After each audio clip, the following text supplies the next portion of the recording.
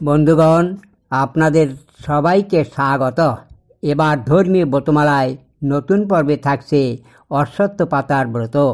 ব্রত ফল, ব্রত উপকরণ, ব্রতের নিয়ম, ডুব দেওয়ার মন্ত্র, অশ্বত্থ গাছে জলদান মন্ত্র, বিবাহিতা ও কুমারীদের জন্য পৃথক পৃথক ব্রত ফল।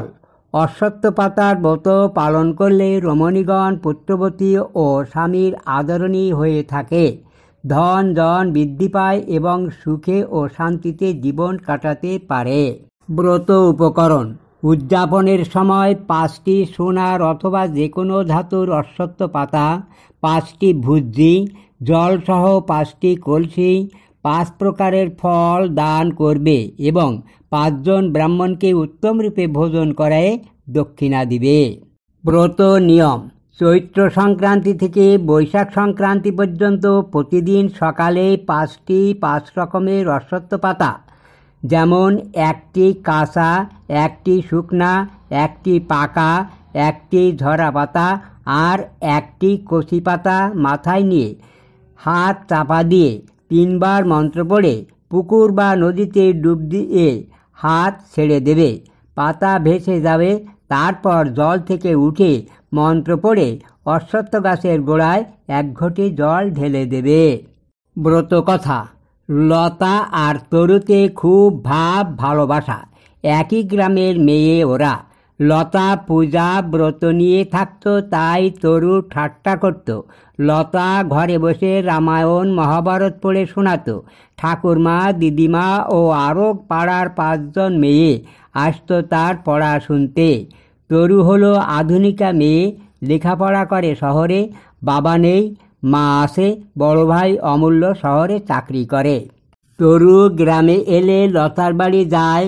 লতা যখন তার কাছে ব্রতের কথা বলতো, সে মাঝে মাঝে বলতো, থাক থাক, খুব হয়েছে।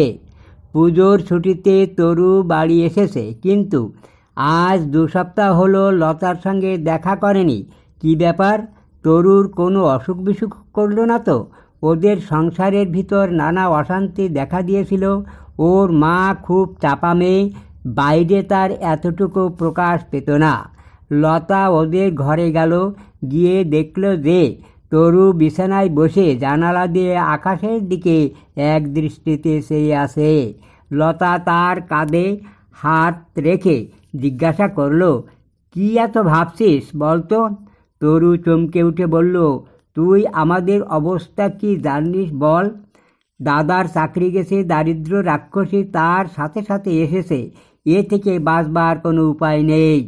লতা সব শুনে তরুকে বলল, ভাই তরু, নারায়ণ অলক্ষ্যে থেকে মানুষের ভাগ্য নিয়ন্ত্রণ করেন, এ কথাটা আমরা ভাবি না। সেই জন্য আমরা এত দুঃখ কষ্ট পাই। এক কাজ কর, আজ চৈত্র মাসের সংক্রান্তি, আজ থেকে আমার সঙ্গে অশ্বত্থ পাতার ব্রত কর। দেখবি নারায়ণের কৃপায় তোদের সব দুঃখ দূর হবে। এই বলে লতা তরুর হাত ধরে নিয়ে এলো।